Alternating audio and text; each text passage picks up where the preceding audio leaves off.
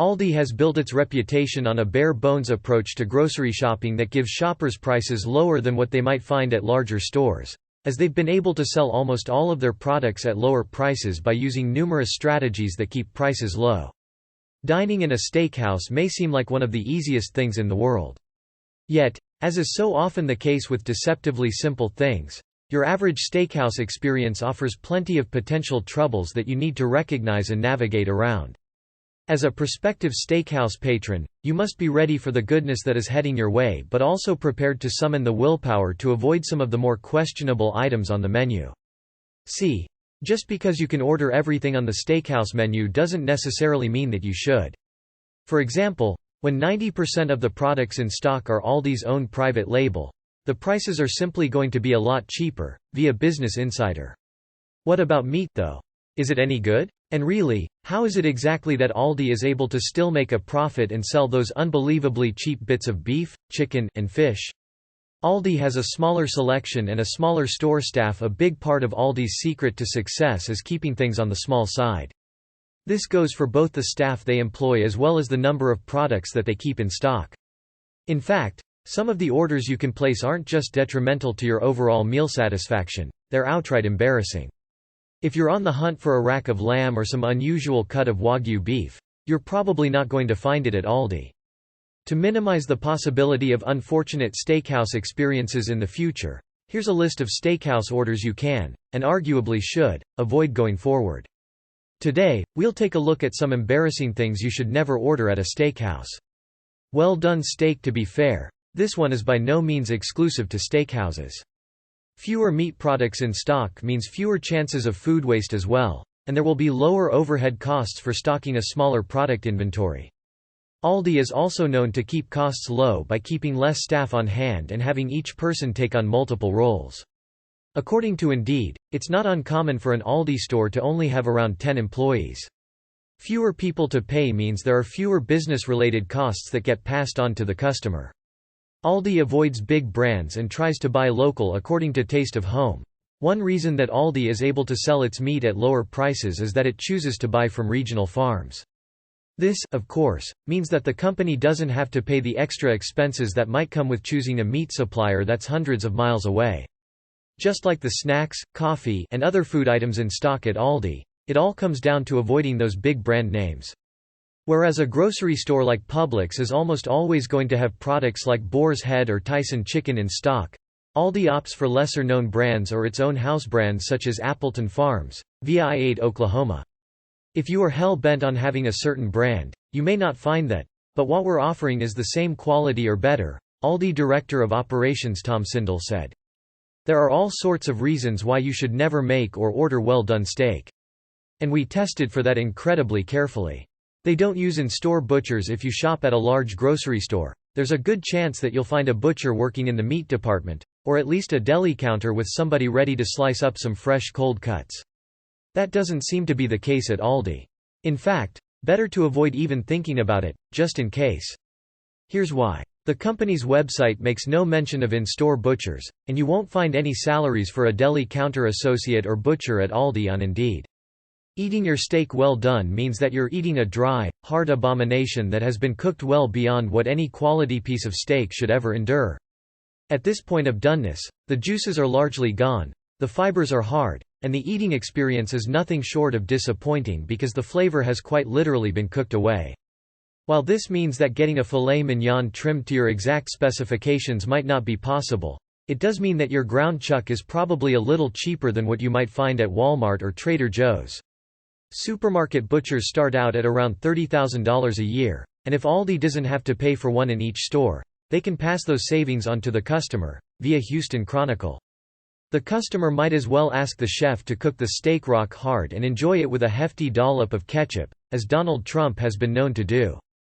Knowing how much criticism the way the former President of the United States likes to eat his steak has drawn, just imagine walking into a steakhouse and telling the waiter you're about to join the well-done steak club yourself.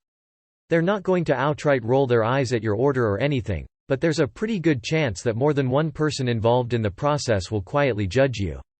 Behind the scenes of traditional grocery stores, everything you do gets added to the cost of the product, Sindel explained. Quite possibly, the people you're dining with count themselves among these ranks. A burger. Let's get one thing out of the way before we continue. Burgers are delicious. It's just that when you're at a steakhouse, ordering a burger is a bit like ordering from the kids' menu. Operating a deli or pharmacy is built into the price of that, but not at Aldi. Customers like the cheap meat selection with limited choices. One might think that customers would tend to overlook or be suspicious of Aldi's cheap meats, but that's not the case. In fact, much like ordering a glass of milk in a Wild West saloon, looking at a menu full of delicious steaks and going for the burger option might brand you as the person who can't handle real steak. Now, don't take this statement to mean that we're throwing shade on what may very well be America's most iconic gift to global cuisine. Hitting up Aldi for a cookout may not be everybody's first choice, but a lot of folks have praised their meat selection. It's just that there's a very specific place you should go to enjoy an opulent burger, and that's, well, a burger joint. I was really surprised at how ultra-fresh the meat items appeared, one person said on the Chowhound message boards. I bought a pack of pork chops and baby back ribs 2 days ago and the meat still looks like it was processed today. Another customer on Reddit said that they did notice a difference in the taste of Aldi's meat compared to Kroger. There's a reason why Mashed's list of best burgers in every state features places with names like Chubfather's and Abbey Burger Bistro. Great burgers tend to come from establishments that focus near exclusively on creating great burgers, and likewise, steakhouses are all about those juicy cuts of beef. As such, while many steakhouses might have an afterthought of a burger haunting the tail end of their menu, chances are that it's not going to be the best thing they have, because if it was, the restaurant would focus on burgers instead of steak, wouldn't it? Steak sauce. Slathering your steak with some delicious steak sauce can be an almost instinctive maneuver once you start eating. But not necessarily in a bad way. Other people compared the meat quality to what you might find at Wegmans. While Aldi may not have a huge selection of meat in its stores, it's certainly worth checking out if you just need some basic meats, and don't want to spend a lot on them. However, the addition of that pungent sauce on top of your carefully selected steak is practically guaranteed to single you out as a beef Philistine. The main reason behind bottled steak sauce's sideline status is the fact that chefs dislike its tendency to mask the flavor of the beef. This wasn't a problem back when the steak quality was often more dubious, but today's beef is a far cry from the heyday of steak sauce. Besides, chances are that whatever dish you ordered already comes with a carefully selected sauce to bring out the best in it. Before, you were masking something that was inferior, but as people gain a palate for higher quality beef, they're more hands-off in letting the flavors of the beef sing, corporate chef Michael Ollier explains. Or, they're finding more adventurous ways to balance a fatty cut like a ribeye. In an interview with Mashed, Ollier further elaborated on the most suitable accoutrements for a great steak, advising that, a high-quality steak with a lot of marbling doesn't need anything but coarse kosher salt and fresh cracked black pepper. All in all, you might get away with a little bit of steak sauce on the side if there's already a bottle among the table condiments. Otherwise, it might be better to file bottled steak sauce under only use at home. The daily special, in some places. This one comes with a bunch of caveats, but it's still something that you might very well end up feeling embarrassed about if you're not careful. Mashed has already told you that you should never order the special at a seafood restaurant due to the obvious and extremely embarrassing complications that might arise in the unfortunate event that the special is that particular restaurant's way to get rid of the proteins that are close to spoiling. As the New York Times notes, meats keep a little better than fish, but industry insiders have pointed out that the "avoid the special" adage applies to any and all specials, including steakhouse ones. Specials are there to disappear throughout the evening, Gordon Ramsay himself has noted, via modern restaurant management. The daily specials are usually made up of ingredients that are the oldest in the kitchen, an unnamed restaurant worker has concurred, via The Independent. Others agree, but if the steakhouse in question is known for a relatively experimental approach, there could very well be another side to the story.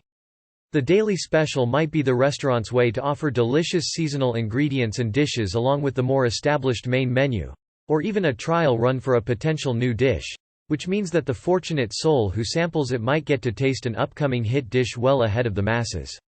The wrong cut of steak. By its very nature, a steakhouse is the perfect place to fill your belly with a fine steak. However, if you dive in unprepared, the steak you might end up getting isn't necessarily one that you enjoy eating. After all, there are many different cuts of steak, and in an establishment that's staffed and visited by people who are very, very familiar with steak, ordering the wrong thing might very well become an embarrassing experience. To be fair, a lot of your work is probably already done with you here, because it's pretty hard to imagine a steakhouse peddling round steak as porterhouse. At least, if they want to stay in business for more than 5 minutes. Still, it's absolutely worth taking a moment to learn the subtle differences between, say, top sirloin and bottom sirloin, if only to know what you're getting and how chewy it's going to be. No one wants to be the person who orders a Vasio steak and complains that the texture is different from a filet mignon. Speaking of filet mignon, ordering this perceived monarch of Steakland might also earn you some weary sighs, per Thrillist. Many experts consider it, as well as the tenderloin in general, the most overrated cut of steak due to its sheer lack of fat and flavor. Anything vegan or vegetarian. While many steakhouses offer perfectly decent vegetarian and even vegan options these days, avoiding meat in an establishment like this is still likely going to be an embarrassing experience. Not because there's anything wrong with keeping your diet meat-free, but because trying to do so in a steakhouse is the equivalent of attempting to negotiate a T-bone steak at a salad bar. A vegan walks into a steakhouse. Might seem like a setup for a joke, and to be fair, it does seem like an unlikely kind of scenario. However, there are moments in life where you might find yourself in a steakhouse yet craving something decidedly more plant-based than anything your average steakhouse has to offer, sides notwithstanding. In a situation like this, it's unlikely that you've walked in entirely of your own accord. Perhaps it's a work thing, or a family thing, or all of your friends just happened to get a hankering for a ribeye and you were too polite to argue.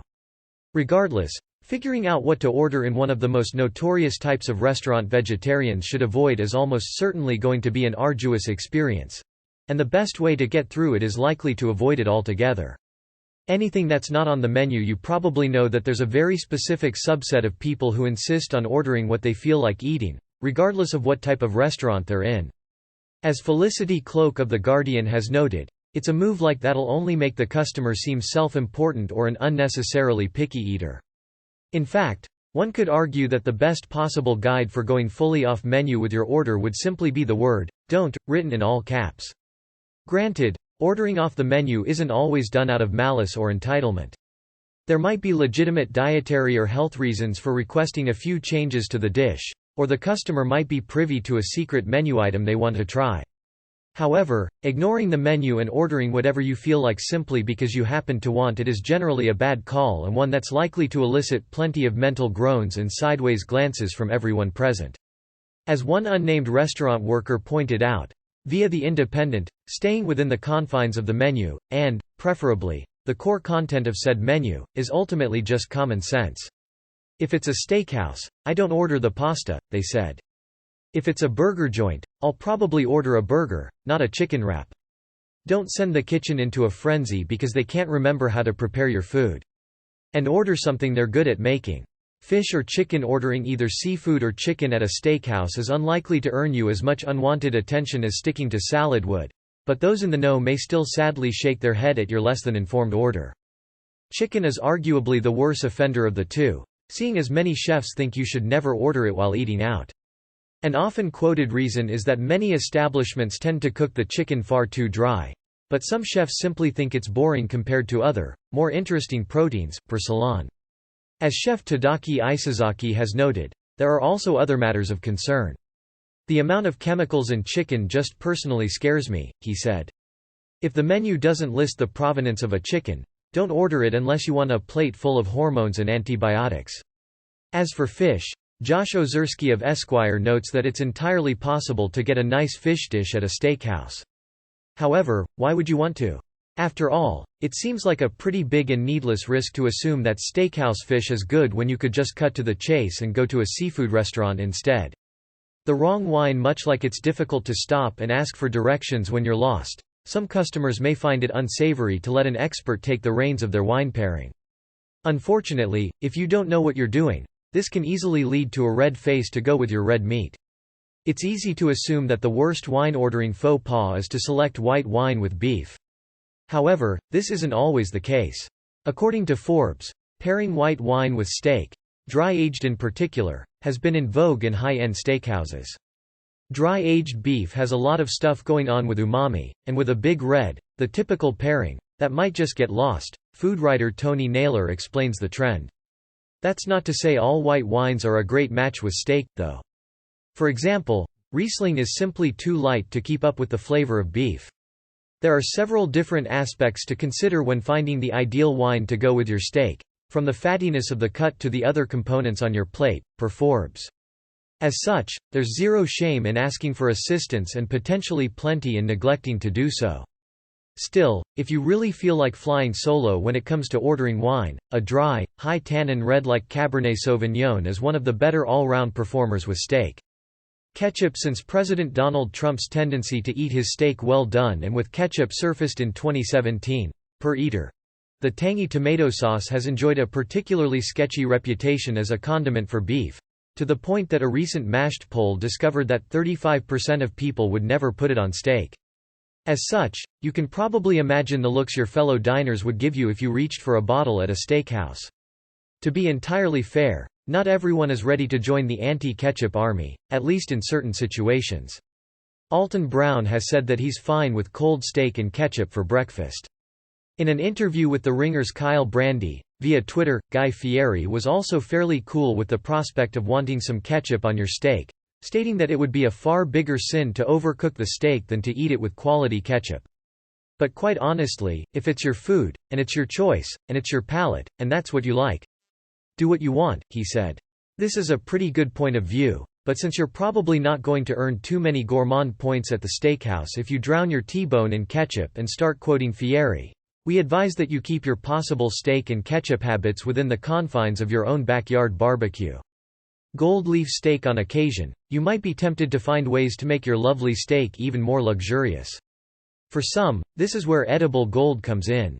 The harmless but also completely benefit-free ingredient can add a touch of sheer opulence in your meal, and as you're about to find out, some steakhouses absolutely use this to wow you. If that's your thing and your wallet can take the hit, go right ahead. Just be aware that the world will happily beat a path to your door. Most likely, to point and laugh at you. One of the more visible proponents of gold-plated protein is Nusret Salt Bey Gökçe, the Turkish-born restaurateur known for his flamboyant salt sprinkling technique.